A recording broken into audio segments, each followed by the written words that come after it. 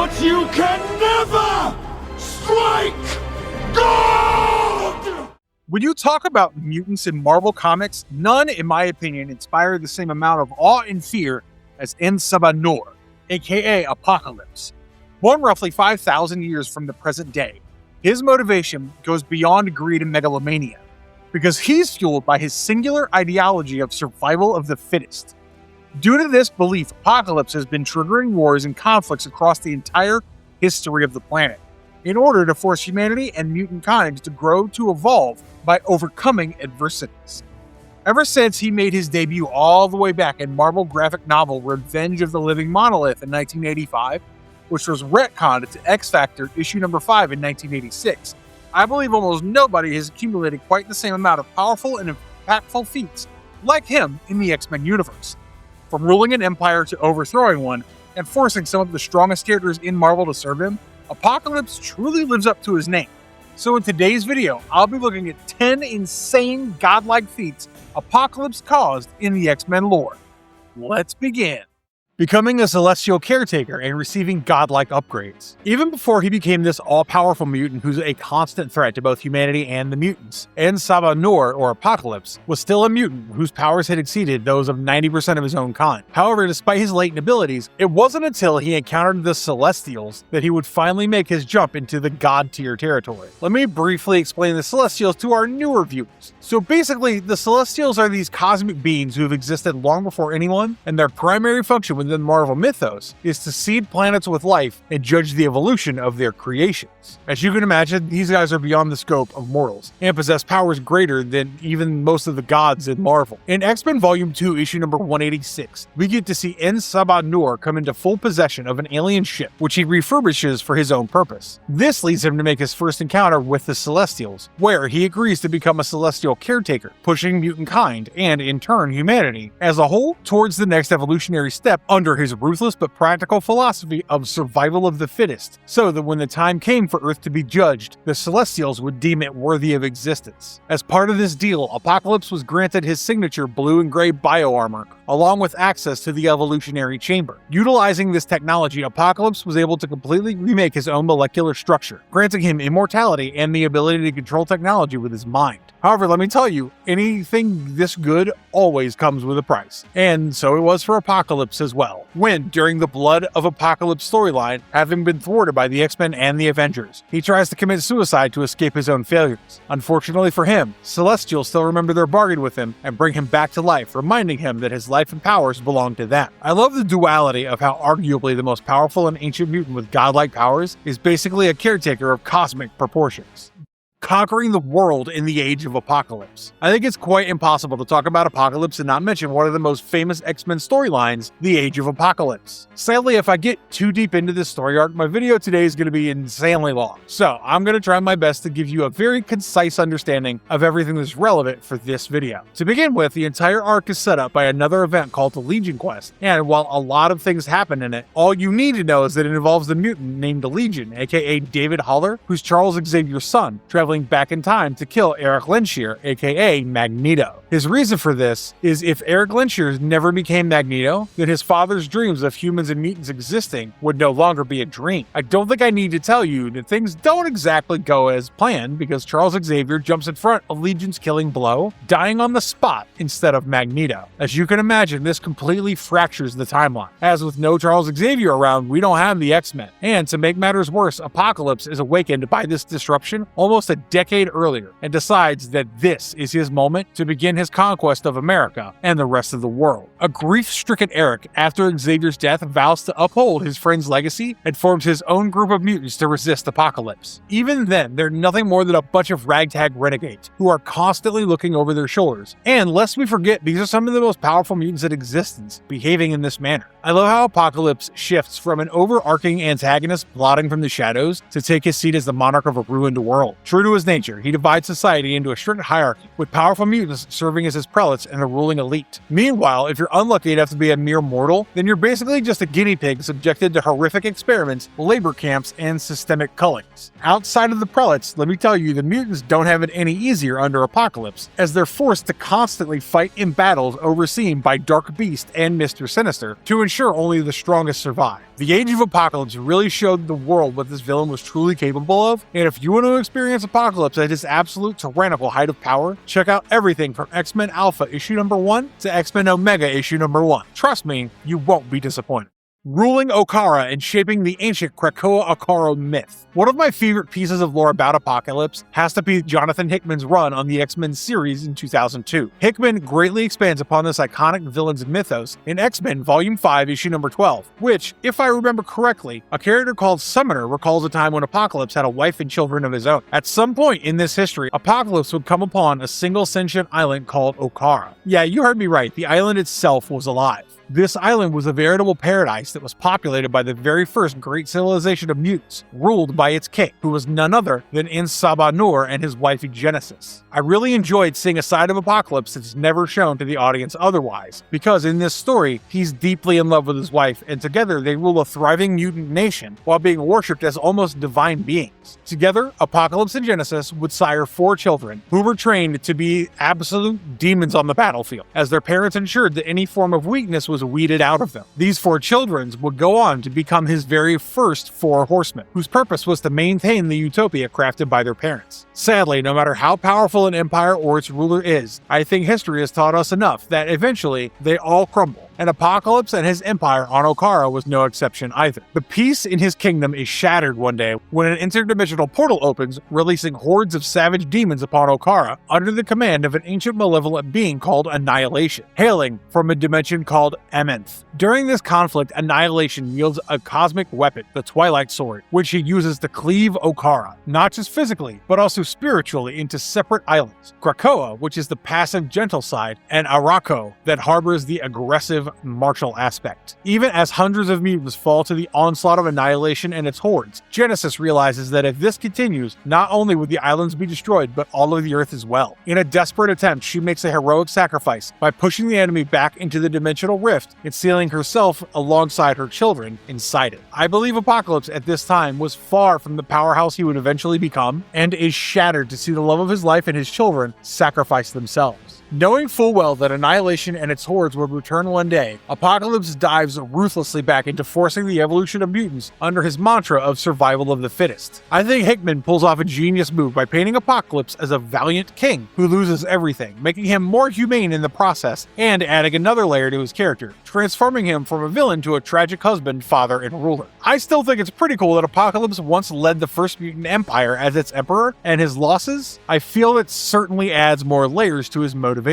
forcing Loki to leave after a direct confrontation. As if being an emperor and a conqueror wasn't enough, let me tell you about that time when Apocalypse literally makes a god back down from it. During the Acts of Vengeance crossover in the X-Factor Comics issue number 50, Apocalypse's path finally crosses over with that of Loki, the god of mischief. So basically what happens in this series is that Loki has grown incredibly frustrated with just how incompetent the Marvel villains are at achieving their goals. And therefore, in order to rectify that, he intends to launch a massive coordinated attack on the superhero community. For this purpose, he begins recruiting some of the most prominent Marvel villains like Red Skull, Doctor Doom, Magneto, and the Kingpin to form a group called the Prime Movers. Now I know what you're thinking, how on earth was Loki able to convince these egomaniacs to work together? But I think you're forgetting who we're dealing with here. This guy is the god of trickery and mischief. So Loki does what he always does and disguises himself as a lackey and approaches these individuals and manipulates them into thinking that they're the ones running the show, while everyone else answers to them. Naturally, when the likes of Magneto and Doom are so easily tricked, Loki approaches Apocalypse as well. But to his surprise and anger, he's flat out rejected by the mutant. Apocalypse obviously notices that he's being lured into being made a pawn out of and rejects Loki, leading the god to reveal his true self. However, instead of being awed by it, Apocalypse begins to plot how to use Loki's energies to fuel his own evolutionary experiments. I mean, imagine how badass that is to think about using a god as a battery. Only Apocalypse can get away with not just thinking such an audacious thought, but also trying to bring it to fruition. Unsurprisingly, a battle between the two breaks out, which remains quite unmatched for a while until Apocalypse's horse horseman, Caliban, intervenes and turns the tide for his master. Loki, being smart enough to know when he's been outdone, creates a diversion and escapes with his tail tucked between his legs, while Apocalypse farms Aura. Considering the fact that Loki's power levels are nothing to scoff at, I think it's a fairly impressive feat from Apocalypse, therefore warranting its place in this video.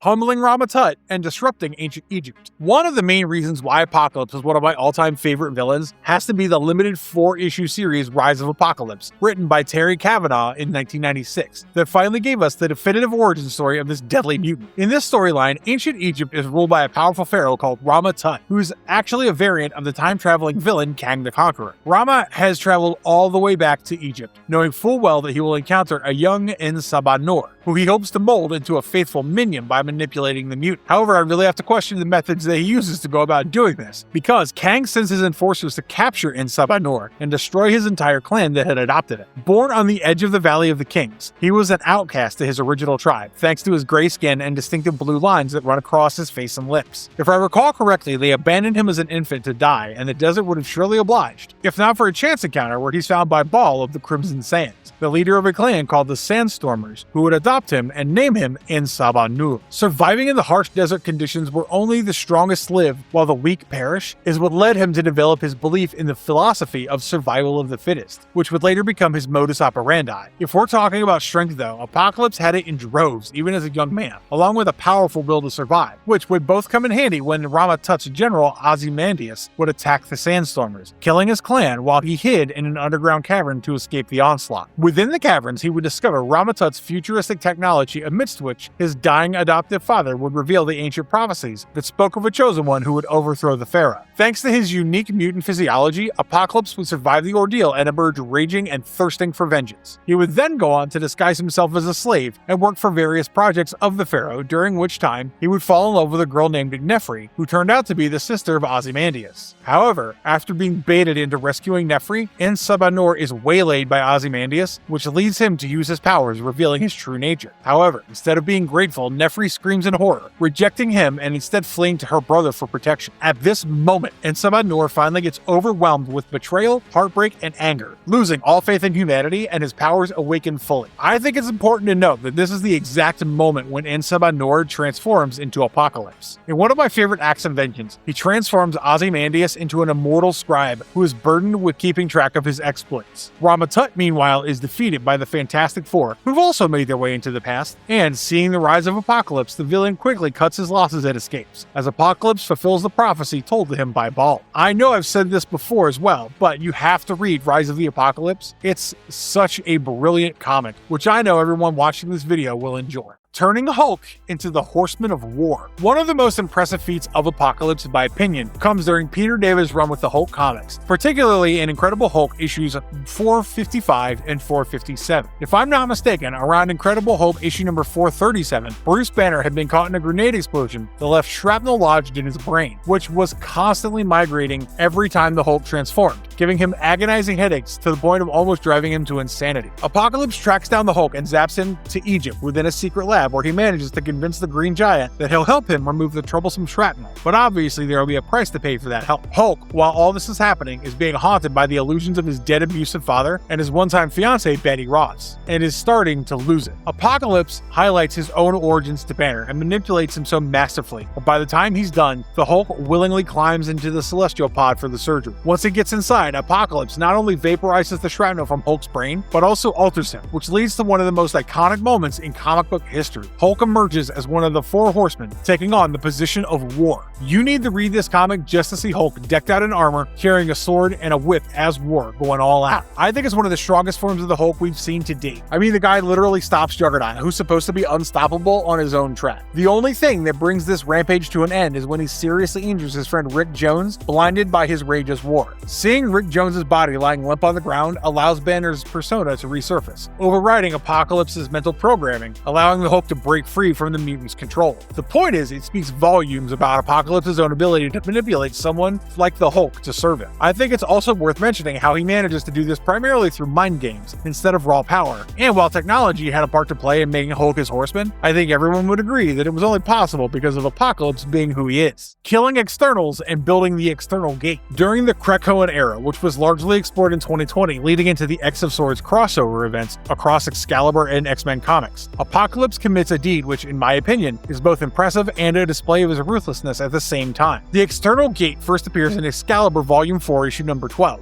as a gateway that's meant to act as a bridge between Krakoa and its sister island, Arako, which, as I told you earlier, is stuck in the demonic realm of Emeth. This had been a major goal of Apocalypse for many decades, and he had attempted to create multiple pathways over the years, using standard Krakoan technology, all of which failed to withstand or properly anchor the transdimensional energies between the two realms. He therefore realized that what he needed were materials to build a gate that would be fueled by the raw self-sustaining power which would never run out. This is where he decides to use the life force and essence of his own fellow Externals for this purpose. However, I wouldn't feel too sorry for the Externals, because they're basically a group of immortal mutants which Apocalypse himself is a part of, representing various concepts like corruption, guile, evolution, etc. They've been secretly shaping human and mutant civilization from the shadows for eons, and while they might not always be on friendly terms with each other, they will do anything to gain more power and influence. This is the exact trait that Apocalypse uses to lure them into Krakoa, where he springs his trap, and with the aid of Richter, a mutant with the ability to control the Earth, which is supercharged by him, Apocalypse begins his infernal ritual. He starts siphoning the core mutant life force that once gave the Externals their immortality. As they die, it severs them permanently from the resurrection cycle. While I know this sounds horrible, trust me, that is nothing next to what he does next, because using the bones of the fallen Externals, he forges them into structural pillars and archways to serve as the very material that he builds the gate with. Due to the bones of the Externals still thriving with energy, he finally manages to create a macabre monument to sustain the spatial rift between the two islands. Out of all the feats that I've discussed so far, this is by far the most brutal and disturbing one in my opinion, and this is a testament not just to his strength, but his guile as well. Creating Mr. Sinister from Nathaniel Essex. The next feat I'm going to talk about might not involve slaughtering immortals and harvesting their energy or overthrowing a time-traveling tyrant, but in my eyes, it's just as impressive, if not more impactful than anything else I've covered in this video so far. In the year 1859, London, Dr. Nathaniel Essex is a brilliant scientist who's obsessed with human evolution and what he calls the M factors. The guy's basically way ahead of his time, which leads him to being shunned by his contemporaries like Charles Darwin. Already suffering from a mental crisis because of this, his situation reaches a boiling point when his son dies, leaving him a broken man ripe for manipulation, and I think we already know who the master manipulator is. Apocalypse, recognizing a kindred spirit who would do anything to push the boundaries of human evolution, subjects Essex to an agonizing and total genetic overhaul. The man who arises in place of Nathaniel Essex has not just undergone a physical transformation, but also been fundamentally altered biologically and physiologically. This man, born from the ruins of Nathaniel Essex, would go down in history as the notorious villain, Mr. Sinister. Though Apocalypse's influence ends mostly here, he unknowingly sets off a chain of events that forever alter mutant history with this single act. This is due to Sinister's fixation with breeding Scott Summers and Jean Grey to create the ultimate mutant. He's directly responsible for the creation of characters like Cable, aka Nathaniel Summers, which in turn led indirectly to the creation of other mutants like Strife, who would end up being raised by Apocalypse. I mean, even when the guy's not trying directly, his side quests have more impact on the world than most main characters do. I love that Sinister is a perfect example of Apocalypse trying out new things and represents his spirit as a scientist perfectly. Forcing Thor to enchant Jarnbjorn to pierce celestial armor. It seems every time a Norse god runs into Apocalypse, their luck just runs out. I've already discussed what happened when Loki's path crossed with Apocalypse, and in Rick Remender's Uncanny Avengers issue number 6, it's his brother Thor's turn. This story takes us way back in time when Thor was still a brash and young god, unworthy of lifting his iconic hammer, Mjolnir. Instead, his weapon of choice at that time was a battle axe called the Jarnbjorn, forged for him by the dwarves. In this story, Apocalypse has already begun hunting the historical ancestors of the Avengers to snuff out their bloodline so that the group never forms in the present. While on Earth, Thor encounters him and, seeing only a presumptuous mutant challenging his divine authority, steps in to defend humanity. Well, let me tell you, the God of Thunder finds out the hard way that he couldn't have been proven more wrong, as he gets his butt handed to him in brutal fashion by Apocalypse. Part of the reason why Thor is unable to be effective against Apocalypse is due to the latter's celestial armor, against which Jarnbjorn just bounces off harmlessly. Utterly humiliated and beaten, Thor returns to Asgard and performs a forbidden blood ritual to enhance his axe's blade so that it can cut through celestial armor. He slices open his own skin and coats the blade with his blood, while channeling a heavy, permanent curse or enchantment, depending on how you look at it, into its steel, allowing it to cut through celestial armor. Armed with this, Thor eventually returns and manages to harm Apocalypse, but I'm sure the God of Thunder will never forget the butt whooping he received that day. I mean, how many people in Marvel can say that they have absolutely decked out the mighty Thor? Not to mention, after becoming worthy of Mjolnir, Thor eventually abandons his axe, which is found by the Apocalypse twins, who use it to kill a Celestial, leading to the Earth almost getting destroyed. But that's a story for another time. Transforming Angel into Archangel, one of the X-Men's most iconic living weapons. For those of you who are newer to the X-Men comics, Warren Worthington III, or Angel, is more than just a pretty face with wings. He is, in fact, one of the founding members of the original X-Men. During the Mutant Massacre storyline that unfolded primarily in X-Factor issue number 10, the original X-Men team, now going by the name X-Factor, infiltrate the underground sewer networks where Morlocks, a community of physically deformed mutants, are being slaughtered by Mr. Sinister's henchmen, the Marauders. As I mentioned before, Angel is cut off from the rest of the group and cornered by Harpoon Blockbuster and Vertigo while trying to protect a young mutant. Despite putting up a valiant effort, he is brutally injured after Blockbuster holds him down, while Harpoon drives energy lances directly through his wings, permanently damaging him. I find this scene hard to stomach even now as much as I did back then, as he's violated in such a disturbing manner. He would have died as well that day if not for the intervention of Thor. Sadly, while his life might have been rescued, the loss of his wings completely crushed Angel's soul. Let me ask you, who usually pops up when people are emotionally vulnerable? Yeah, dear old Apocalypse. Seeing the potential in Worthington, snags him out of flight, which she frames falsely to be a plane crash, and subjects him to celestial evolutionary alteration. What was once a suicidal broken man who had his wings clipped emerges as the Horseman of Death, named Archangel, signifying his ascension equipped with razor-sharp wings, forged of nigh indestructible material, and an insatiable appetite for death and destruction. Despite eventually breaking free from Apocalypse's control, this version of Angel remains one of the best versions of this character to date. His physiological conditioning under Apocalypse has also never fully been removed, giving the character an edge that he previously lacked. I think fans would agree that when someone mentions the Four Horsemen of Apocalypse, it's usually Archangel as death that immediately comes to our minds. And these were the 10 times the villain Apocalypse absolutely based it over the Marvel landscape. I think if there's one thing that's clear from my video today, it's the fact that there's very little that Apocalypse has not managed to do so far. He's overthrown tyrants, become an emperor, turned into a tyrant himself, and even set things in motion that have irrevocably changed the history of mutant-kind. Is there any feat worth mentioning that I missed? Let me know in the comments below. For now though, it's time for me to say goodbye. I hope to see you in the next one. Until then, stay safe, stay marvelous.